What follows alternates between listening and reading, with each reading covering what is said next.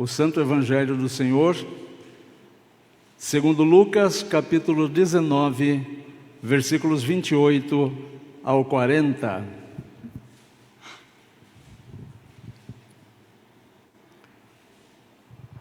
E dito isto, prosseguia Jesus subindo para Jerusalém. Ora, aconteceu que ao aproximar-se de Betfagé e de Betânia, junto ao Monte das Oliveiras, enviou 2 dos seus discípulos, dizendo-lhes: Ide à aldeia fronteira, e ali, ao entrardes, achareis preso um jumentinho que jamais homem algum montou. Soltai-o e trazei-o. Se alguém vos perguntar: por que o soltais? Respondereis assim: porque o Senhor precisa dele.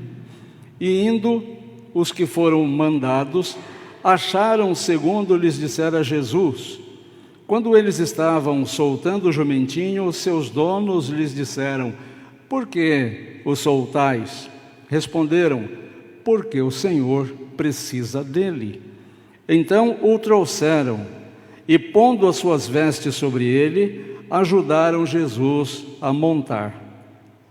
Indo ele, estendiam no caminho as suas vestes, e quando se aproximava da descida do Monte das Oliveiras, toda a multidão dos discípulos passou, jubilosa, a louvar a Deus em alta voz por todos os milagres que tinham visto, dizendo: bendito é o Rei que vem em nome do Senhor, paz no céu e glória nas maiores alturas. Ora, alguns dos fariseus lhes disseram em meio à multidão: Mestre, repreende os teus discípulos. Mas ele lhes respondeu: asseguro-vos que, se eles se calarem, as próprias pedras clamarão. Que Deus nos abençoe. O título da minha meditação é: os céus não podem mais se calar. Quero destacar o versículo 40. Respondendo ele: digo a vocês que, se estes se calarem, as próprias pedras clamarão. Imagine o contexto, imagine como estava se desenrolando esta cena. Depois de uma longa jornada, depois de passar pelas vilas de Samaria, depois de passar pela margem de Jericó, Jesus chega às portas de Jerusalém. A cidade estava numa tremenda agitação. A festa de Páscoa estava em pleno andamento. Tinha gente ali naquela cidade vindo de todas as partes do mundo conhecido. Finalmente Jesus se aproxima da porta da cidade. Jesus, nesse momento, vai se confrontar com o sistema opressor. Jesus vai se confrontar com as pessoas que estavam fazendo todo o povo judeu daquela época sofrer. Jesus estava ali para invadir Jerusalém no bom sentido e resolver os problemas sociais e pessoais das pessoas que estavam naquela cidade celebrando a Páscoa. E era exatamente isso que eles pensavam: o Messias vai chegar e vai resolver todos os nossos problemas políticos, sociais e pessoais. O Messias haverá de resolver isto. E é isto que as pessoas esperavam de Jesus, que se preparava para entrar naquela cidade. Que Jesus resolvesse todos os problemas que ele não criou, que não foi ele que fez, pelos quais ele não era responsável. E ao invés de um guerreiro montado num cavalo branco, vem um homem simples montado num jumentinho. Isso não é só um detalhe poético, meus irmãos. Já neste ato existe uma mensagem ensurdecedora e inquietante. É profecia encarnada. É o céu dizendo: o rei de fato chegou, mas não do jeito que vocês estavam esperando. O rei de fato chegou, mas não segundo os seus critérios, não segundo as suas esperanças, o rei chegou, cumprindo exatamente aquilo que o pai queria que ele cumprisse. E por quê? Isso mexe tanto com a gente, ou deveria mexer tanto com a gente, porque Jesus hoje continua entrando de forma inesperada nos lugares, nas instituições, na vida das pessoas, nos lares, na vida da gente que achava que tudo estava sob controle. Ele continua invadindo a nossa história, quando nós, do alto das nossas capacidades, estávamos convencidos de que tudo estava indo muito bem. O texto bíblico vem mostrar que a obediência silenciosa das pessoas simples move a história do reino. A obediência silenciosa. Aquelas pessoas que estavam ali, os 2 discípulos que também foram enviados por Jesus, tinham uma missão muito estranha. Olha a missão dos discípulos: vocês vão lá pegar um jumentinho emprestado. E todos os que tinham tudo o que eles tinham, toda a ferramenta, toda a autoridade, toda a informação que eles tinham, era isso: se alguém perguntar por que vocês estão pegando o jumentinho, vocês vão dizer: o Senhor precisa dele. Quantas vezes nós ficamos buscando justificativas, argumentações, milhares de páginas de livros e teses escritas para tentar explicar aquilo que o Senhor diz com tanta simplicidade: o Senhor precisa disso. Diga às pessoas que o Senhor precisa disso. E o dono daquele jumentinho, que provavelmente conhecia Jesus, porque estava perto de Betânia, e Betânia era uma cidade para onde Jesus sempre ia descansar, então muito provavelmente conhecia Jesus e conhecia os discípulos, perguntou para aqueles 2 homens enviados: por que vocês estão soltando esse jumentinho? O jumentinho devia estar na beira da estrada, na beira da rua, amarrado, pastando. E os discípulos disseram: porque o Senhor precisa dele. E o homem ficou em silêncio, não se opôs, e aí levaram o jumentinho. Muito provavelmente, logo depois do evento, devolveram o jumentinho para aquele homem. Mas é importante destacar que naquele momento, Jesus pediu, os discípulos obedeceram, transmitiram o recado para aquele homem: o Senhor precisa dele. E aquele homem, com muita simplicidade e anonimato, entregou aquilo que o Senhor estava esperando. Quem entregou o animal, provavelmente nem pediu explicação, apenas confiou em Deus, apenas confiou em Jesus. Jesus está pedindo o meu jumentinho, Jesus está pedindo esse animal em quem nunca nenhum homem jamais montou.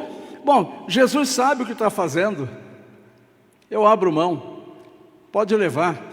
Se Jesus está pedindo para eu entregar isso na mão dele, Jesus tem pleno controle desta situação e do que pode advir a partir daí. Quem entregou o animalzinho fez história por uma obediência anônima.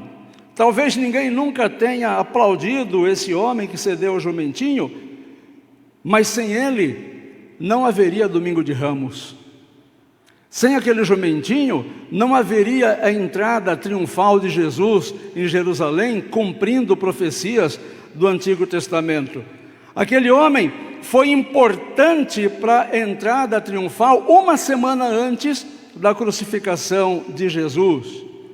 Aquele homem que entregou o jumentinho de forma anônima não era o doutor figurão, não era o profeta tal, não era o apóstolo tal, não era o bispo tal, não era o profeta mirim, não era nenhum desses elementos que vive sendo ovacionado por outras pessoas com menos gabarito espiritual e bíblico ainda. Aquele homem, ele não se diminuiu na importância que ele tinha para a obra do reino de Deus. Ele entendeu a sua importância, mas ele entendeu que o Senhor da história era Jesus e não ele. Ele entendeu que para que se cumprisse o roteiro planejado por Deus para a salvação da humanidade, ele tinha que responder silenciosamente e anonimamente um retumbante sim para aqueles discípulos, e entregue o seu animalzinho. Quem hoje está disposto a entregar o que tem? Se Jesus pedir para você o que você tem, você está disposto a entregar sem questionar? Talvez Jesus esteja pedindo sua agenda. Você está disposto a entregar sua agenda para Jesus? O número das pessoas que não entregam agenda para Jesus é assustador. É assustador. Você estaria disposto a entregar os seus dons para Jesus? Sem alarde? Sem subir num palanque? Sem discursos pré nem pós? Simplesmente entregar? Apenas porque o Senhor precisa disso? Você está disposto a mudar os seus compromissos pré-agendados simplesmente porque o Senhor precisa disso? Ou seus compromissos particulares são infinitamente mais importantes que os pedidos de Jesus?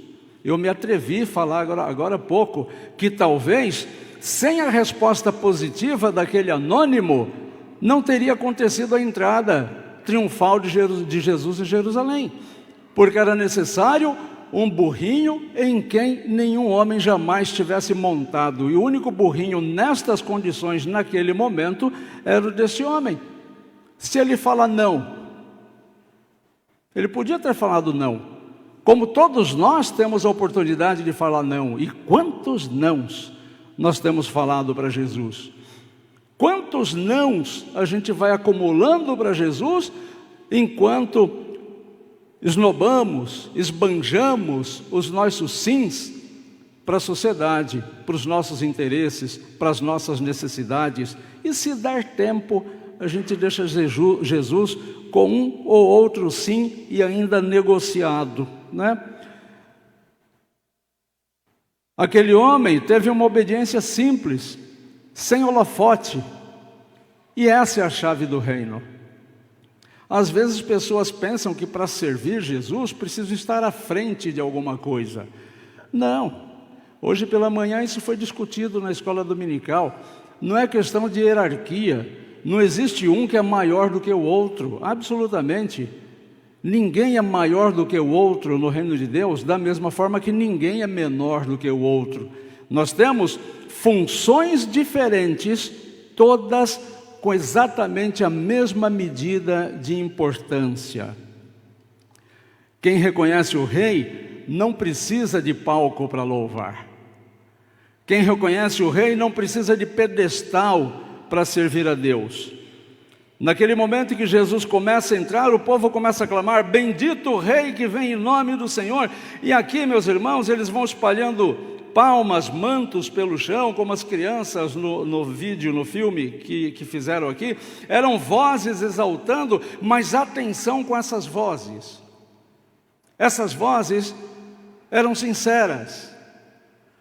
As vozes das pessoas clamando a chegada de Jesus eram sinceras. Não eram vozes manipuladas. Era uma manifestação espontânea. Era como se o coração não coubesse mais dentro do peito. Era a vontade de colocar para fora a alegria pela intervenção de Deus na vida da gente, assim como a Sandrinha fez. A vontade de externalizar aquilo que Deus fez na vida da gente. A emoção de compartilhar com o outro e dizer: olha, Jesus fez no meu coração, Ele pode fazer no teu também.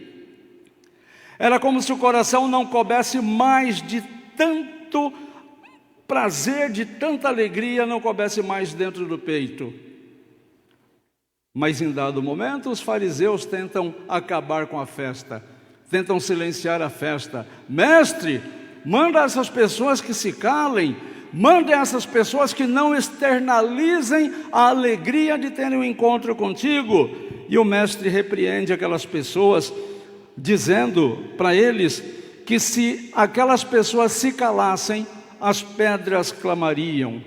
E sempre tem um fariseu na vida da gente tentando silenciar a gente. Sempre tem. Sempre vai ter um fariseu tentando silenciar a nossa alegria do encontro com Jesus. São os amigos que vão criticar a gente, vão julgar você. Ah, então agora você é crentinho, santarrão, então você é melhor que todo mundo, porque não querem que você manifeste a alegria de um encontro com Jesus. Às vezes essa reprimenda vem dentro de casa. Dentro de casa. Ah, você vai para a igreja, quer ficar na igreja? Vive na igreja, muda para lá. Eu acho que pessoas assim preferiam que o marido ou a esposa tivesse lá naqueles bailão de funk que desce até o chão, né? Talvez não irritasse tanto, mas como é na igreja, as pessoas ficam muito incomodadas e não percebem que o que está acontecendo no coração delas é uma luta espiritual. É aquela coisa ruim no coração, achando ruim a busca de santidade que a pessoa está exercendo ali. Então sempre vai ter um fariseu tentando nos calar, tentando silenciar no nosso coração a alegria do encontro com Deus. E aí Jesus solta essa frase espetacular. Se eles se calarem, as próprias pedras clamarão. Jesus está dizendo que esse clamor, essa manifestação de um coração transformado é inevitável. Não dá para conter. É tão divino, tão cósmico, tão justo, que se as pessoas não fizerem isso, a própria criação fará. A própria natureza fará. De um jeito ou de outro, se os homens não louvarem a Deus pelo encontro com Jesus, a natureza e as circunstâncias farão isso. Tem gente que ainda quer calar o louvor dos corações. Tem gente que ainda quer silenciar o louvor dos corações. Mas, meus irmãos, eu afirmo sem nenhum medo de errar, sem nenhum medo de estar sendo exagerado, quem viu o Rei chegando no seu coração, quem sentiu Jesus entrando no seu coração, não consegue mais viver no silêncio. E se vive no silêncio é porque Jesus não entrou de fato naquele coração. É crente burocrático, é religioso, não é cristão. Porque não cabe no coração, precisa ser externalizado. E louvar não é só cantar, como o nosso grupo fez aqui hoje divinamente, enriquecidos pela participação da Maria. Isso aqui não é louvor, isso é música. Louvor começa quando a gente sai daquele portão para fora. Aí começa o louvor, aí começa a vida cristã. Aqui é culto, aqui é música. Nós louvamos a Deus com a nossa vida, nós louvamos a Deus com as nossas atitudes, nós louvamos a Deus com o nosso testemunho de vida, nós louvamos a Deus pela forma com a qual a sociedade nos vê, nós louvamos a Deus com aquilo que as pessoas ouvem saindo da nossa boca, porque a boca fala daquilo que o coração está cheio. Nós louvamos a Deus pela forma de marido que nós somos, nós louvamos a Deus pelo tipo de esposa que nós somos, assim como nós louvamos a Deus pelo tipo de patrão, de líder que nós somos, e louvamos a Deus pela forma de empregado que nós somos. Evitar de forma que as pedras fiquem quietas, essa é a nossa função. Louvar de forma que as pedras não precisem se manifestar, porque a tua vida já está falando alto demais.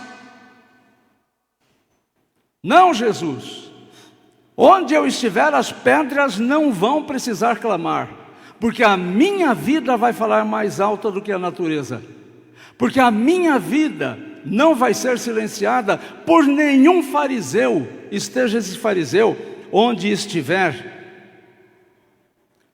Quando Jesus entra em Jerusalém e entra também na nossa vida, mesmo sabendo que será rejeitado, Jesus não volta atrás nenhum centímetro na sua missão. Hoje, Ritinha e eu assistíamos um documentário na History falando do processo de crucificação de Jesus e das agonias intensas que Jesus viveu na pré-crucificação. Que coisa impressionante, que coisa impressionante. E mesmo sabendo de todo aquele sofrimento, tendo conhecimento de tudo que iria acontecer à sua frente, ele não retrocedeu nem um único centímetro. Jesus sabia muito bem o que estava o esperando. Jesus não era nenhum iludido. Jesus não estava improvisando. Jesus tinha anunciado bem antes que ele seria rejeitado, preso, morto, e mesmo assim ele subiu a Jerusalém. E mesmo assim ele subiu a cruz. Ele sabia que a cidade que gritava naquela semana, Hosana, logo depois iria gritar, crucifica! E mesmo assim, ele insistiu na sua missão. Ele foi a si mesmo. E ele não foi à cidade para ser aplaudido. Ele não entrou em Jerusalém para ser aplaudido, para ganhar aplausos, ganhar elogios, ganhar likes, ganhar seguidores. Jesus não buscava nada disso. Ele foi para morrer por aquelas pessoas. Esta foi a missão. Jesus entrou naquele dia em Jerusalém para morrer por aquelas pessoas que pediam a sua crucificação. Ele não entrou triunfante para ser coroado. Ele não buscou a sua melhor roupa. Ele não buscou o seu melhor ângulo. Ele não buscou a melhor maquiagem. Ele entrou lá para morrer por aquelas pessoas. Ele não foi para ser entronizado nos palcos da sociedade. Ele entrou ali para ser entronizado pela cruz. Jesus ainda entra em vidas hoje que querem rejeitá-lo. Jesus ainda hoje entra em lares que não o honram. Ainda hoje Jesus se apresenta como rei a corações confusos, a corações contraditórios, como os nossos, como os meus. Ele sabe muito bem que ele pode ser ignorado por mim. Sabe muito bem que ele pode ser ignorado por você. Ele sabe muito bem que pode ser ignorado pelas famílias que ele visita. E mesmo assim, ele vai, ele entra. Porque o amor dele é maior do que a nossa instabilidade. O amor dele é maior do que a nossa confusão. O amor dele é maior do que a nossa rejeição. O amor dele é maior do que a nossa falta de compromisso. Quando Jesus entra, alguma coisa no nosso coração precisa se manifestar. Quando Jesus entra na nossa casa, alguma coisa precisa se manifestar. A entrada de Jesus em Jerusalém marca o início de uma semana, ou da semana mais intensa da história da humanidade. Jesus não fez da caminhada com aquele jumentinho nenhum desfile religioso. Meus irmãos, Jesus não realizou nenhuma marcha para Jesus. Jesus não chamou pessoas importantes para falar em seu nome. Jesus não ficou pelo caminho vendendo pingentes, camisetas e broches e etc. Jesus não fez nada disso. Jesus foi a revelação do caráter do nosso rei. E o nosso rei é humilde. Mais humilde do que nós muitas vezes. O nosso rei é corajoso. Mais corajoso do que nós, muitas vezes. Jesus é um rei decidido, muito mais decidido do que nós, em muitas vezes. Jesus é amoroso até o fim, até as últimas consequências, muito mais fiel em seu amor do que muitos de nós. E Jesus continua entrando nas nossas Jerusaléns pessoais, mesmo assim. Mesmo assim, Jesus continua entrando nos nossos corações, que são as nossas Jerusaléns, onde habitam os nossos conflitos mais intensos. E Jesus conhece cada coração do ser humano. Jesus conhece a intenção escusa e boa de cada um de nós. E Ele continua ainda hoje entrando nos corações mais contraditórios. Ele continua entrando nos corações mais improváveis. E quando Jesus entra no coração da gente, alguma coisa tem que gritar. Quando Jesus entra de verdade no nosso coração, alguma coisa em nós tem que gritar. Se não for a nossa voz, será o nosso coração.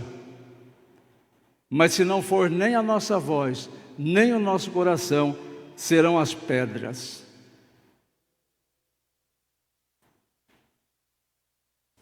O dono daquele jumentinho não negou para Jesus. E eu fico me perguntando, quando nós celebramos hoje, esse domingo de Ramos, o que é que nós temos negado a Jesus? O que é que nós temos ouvido Jesus falando, eu preciso disso, e a gente tem negado? O que é que você tem falado não para Jesus? O que nós temos falado não para Jesus quando Ele pede? É o nosso tempo? Estou muito cansado, vou cortar metade das minhas atividades da igreja. Mas eu nunca vejo ninguém falando, estou muito cansado, vou trabalhar só de segunda a quarta-feira. O que nós temos negado para Jesus? É o seu dom? Eu quero cantar, mas na igreja não. Vou cantar no karaokê lá da confraternização da firma. Para Jesus não. Eu sei escrever bem, mas não vou escrever nenhuma mensagem para Jesus não. Prefiro escrever, sei lá o quê. O que você tem negado para Jesus? A sua resposta diante da frase de Jesus, eu preciso disso. Eu preciso disso que você tem.